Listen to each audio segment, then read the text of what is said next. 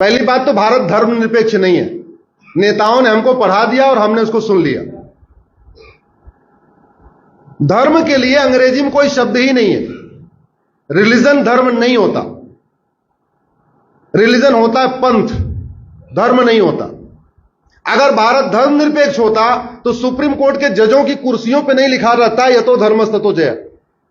Supreme court का ध्येय वाक्य है यतो धर्मस्ततो जय और हाई कोर्ट का ध्येय वाक्य है सत्यम शिवम सुंदरम। अगर ये भारत धर्मनिरपेक्ष होता तो न हाई कोर्ट के जज की कुर्सी पे लिखा होता सत्यम शिवम सुंदरम, न सुप्रीम कोर्ट के जज की कुर्सी पे लिखा होता यतो धर्मस्ततो जय। ये बहुत बड़ी गलतफहमी है। भारत धर्मनिरपेक्ष नहीं है, भारत पंथ निरपेक्ष है। अब सवाल यह आया कि वेद पुराण पढ़ा सकते हैं तो बाइबल कुरान क्यों नहीं पढ़ा सकते? सरदार जी शायद यही बात कहना चाह रहे हैं, नहीं कह पा रहे, मैं कह दे रहा हूं। बिल्कुल नहीं पढ़ा सकते, बाइबल कुरान नहीं पढ़ा सकते। क्यों?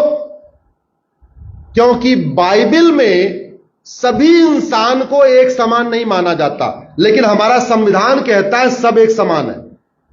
बाइबल में क्रिश्चियन और नॉन क्रिश्चियन के बीच में भेदभाव है, इसलिए बाइबल नहीं पढ़ाई जा सकती, कुरान नहीं पढ़ाई जा सकती। कुरान नहीं पढ़ाई जा सकती क्यों? क्योंकि कुरान में इस्लाम और नॉन इस्लाम, मुस्लिम और गैर मुस्लिम को समान नहीं माना गया है, उसमें भेदभाव किया गया। वेद पुराण यह नहीं कहता है कि आप, वो कहता ही नहीं है कि आप सिख हो कि जैन हो कि हिंदू हो कि मुस्लिम, कुछ नहीं कहता। वो तो कहता है अष्टांग योग का पालन करो, यम नियम का पालन करो, स्वाध्यायी बनो, सदाचार करो, इस तरीके की बातें हैं। इसलिए वेद पुराण पढ़ाया जा सकता है। सनातन, आप इसको दो तरीके समझिए। दुनिया में 1100 रिलीजन है। अगर भारत के परिप्रेक्ष्य में देखें तो दो तरीके, भारत में दो तरीके के रिलीजन है। एक इंडियन ओरिजिन रिलीजन, एक फॉरेन रिलीजन। एक वो रिलीजन है, रिलीजन और धर्म में सरदार जी, अब आप, अरे सरदार जी सवाल पूछ लिया, जवाब नहीं सुन रहे हो। हाँ, आपने पूछा, सुन तो लो। भारत में दो तरीके के पंथ हैं, रिलीजन है, धर्म नहीं। धर्म तो पूरी दुनिया में एक ही है, सनातन धर्म। दो तरीके के पंथ हैं, एक इंडियन ओरिजिन के रिलीजन, एक foreign religion. Sikhism, Jainism, Buddhism Bharat में शुरू हुआ, इसको कहते हैं इंडियन रिलीजन। क्रिश्चियनिटी, इस्लाम, ये फॉरेन में हुआ, इसलिए इसको कहते हैं फॉरेन रिलीजन। और इंडियन रिलीजन और फॉरेन रिलीजन में अंतर क्या है समझिए। Indian religion, Jain, Buddhism, Sikhism और हिंदुज्म में महिलाओं को बहुत सम्मान दिया गया है, महिलाओं को पूजनीय रखा गया है। फॉरेन, किसी भी फॉरेन रिलीजन में महिलाओं को पूजनीय कहा गया है। इंडियन रिलीजन में इंसान इंसान में भेदभाव नहीं किया गया है। गुरुवाणी में कहीं लिखा हुआ, आप मुझे बताओ कि हां जो सिख पंथ माने वो तो ठीक, जो सिख ना माने वो गलत है, कहीं लिखा है? नहीं लिखा है। गुरु ग्रंथ साहिब में कहीं लिखा है क्या? नहीं लिखा है। उसमें लिखा हुआ है।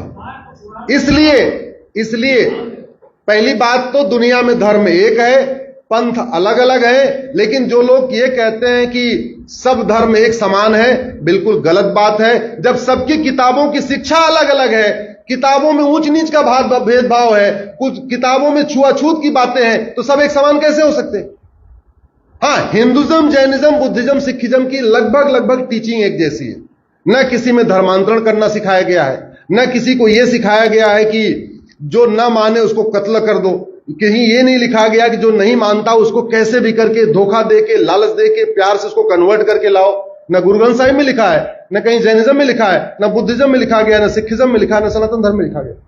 इसलिए भारत धर्म निरपेक्ष नहीं है, भारत पंथ निरपेक्ष है। और ये बातें इसलिए नहीं पता है क्योंकि हम लोगों को, इसलिए वेद पुराण को पढ़ाना जरूरी है। हमारे बच्चों को पता रहे, हमारे पास हर चीज का जवाब हो, हम कहीं अवाक न हो जाएं। उसका एक ही तरीका है कि भारत में सनातन शिक्षा लागू हो। सनातन शिक्षा लागू होती ना आप ये सवाल पूछते, ना मैं आपको जवाब देता।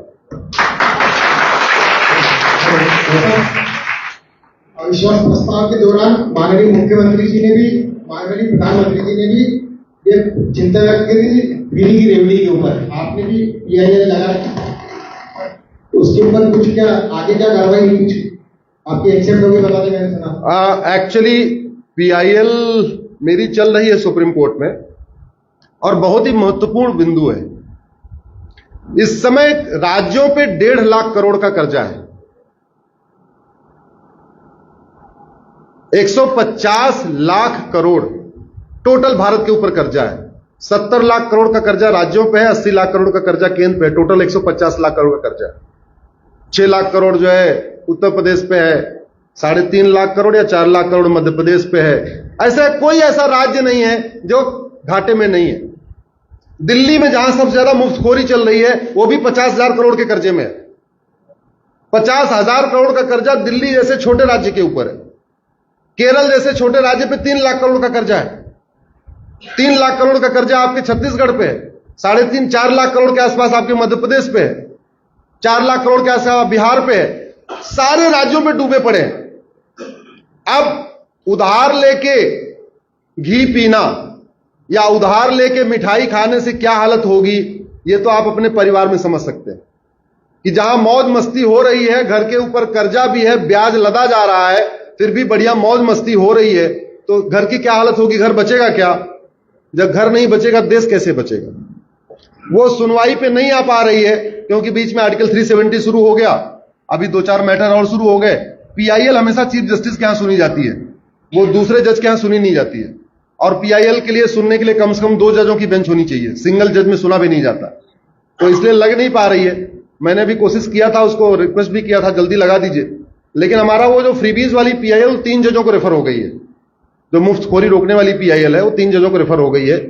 हमने उसमें यह कहा जो चीजें सरकार फंडामेंटल राइट को प्रोटेक्ट करने के लिए दे रही हो वो तो मुफ्त में हो सकती है।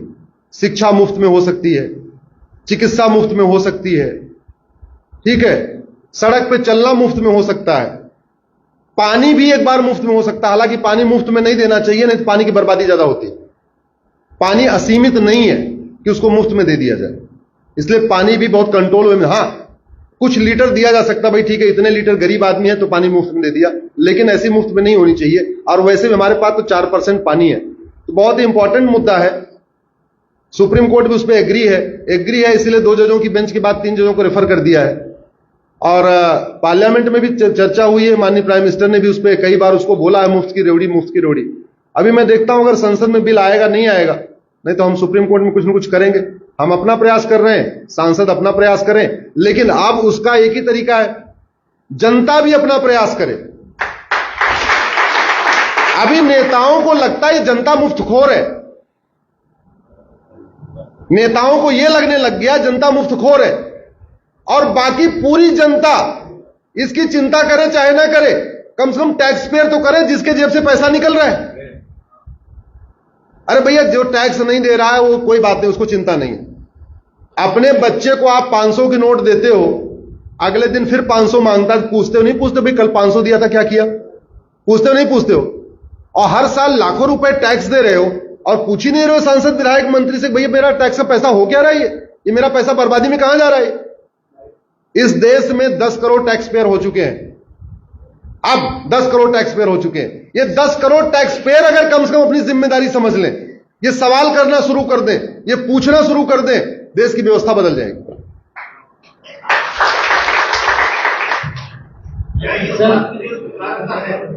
चाहे वो मुख्यमंत्री योजना हो चाहे प्रधानमंत्री योजना हो, योजना को नीचे तक लाया तो जाता है, लेकिन कुछ ऐसे लोग भी हैं हमारे बीच में है वो तो उसके पात्र न होते हुए भी उसका लाभ उठाते हैं।